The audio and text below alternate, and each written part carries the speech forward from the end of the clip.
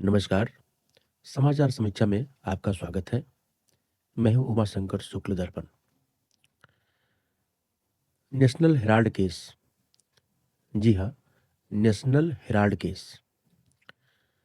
मैं आज समाचार समीक्षा में इसी की चर्चा करने जा रहा हूं।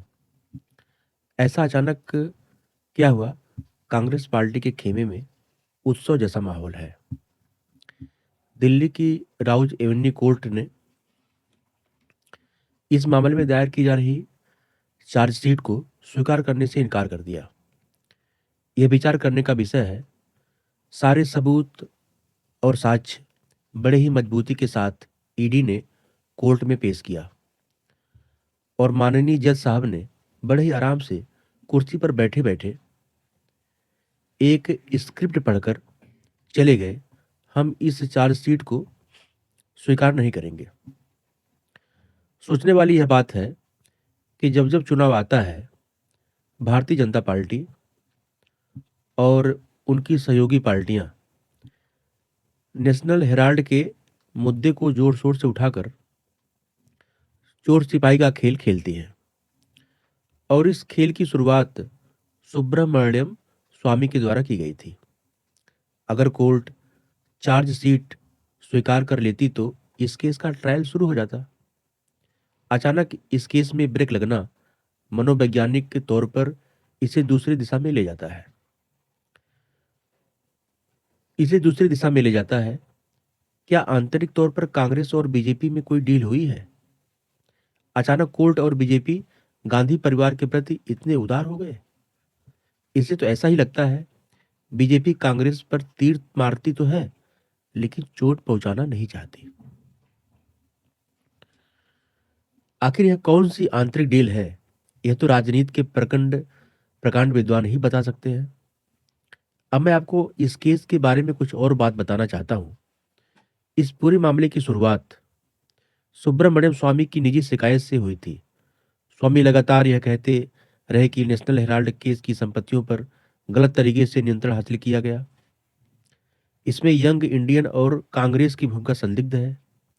बहरहाल इस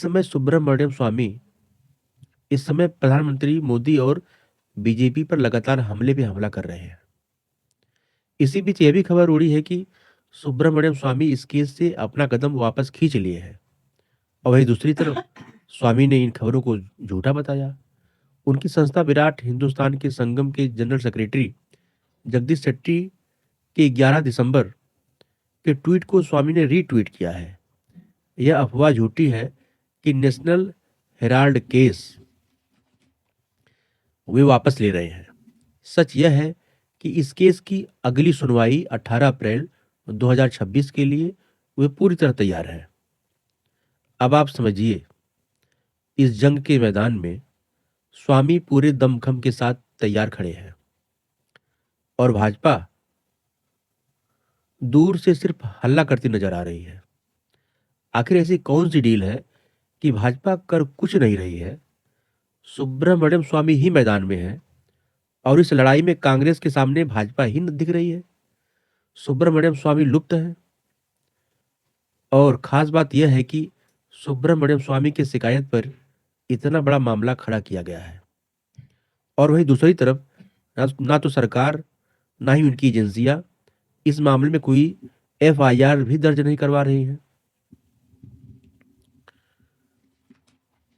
कुल मिलाकर नेशनल हेराल्ड केस में अदालत का आदेश गांधी परिवार के लिए तत्काल राहत है। क्लीन चिट नहीं, झोल तकनीकी है। एफआईआर की लड़ाई अभी खत्म नहीं हुई है। असली परीक्षा तब होगी जब अपील या नई चार्जशीट के साथ मामला दोबारा अदालत के सामने आएगा। फिलहाल गेंद ईडी के पाले में है और सियासत अपने पूरे शोर के साथ मैदानी जंग में है। आज के लिए इतना ही। आप अपना ख्याल रखिएगा। मिलते हैं अगले दिन एक नए मुद्दे के साथ। तब तक के लिए आज्ञा दीजिए अपने मित्र उमाशंकर शुक्ल को। नमस्कार।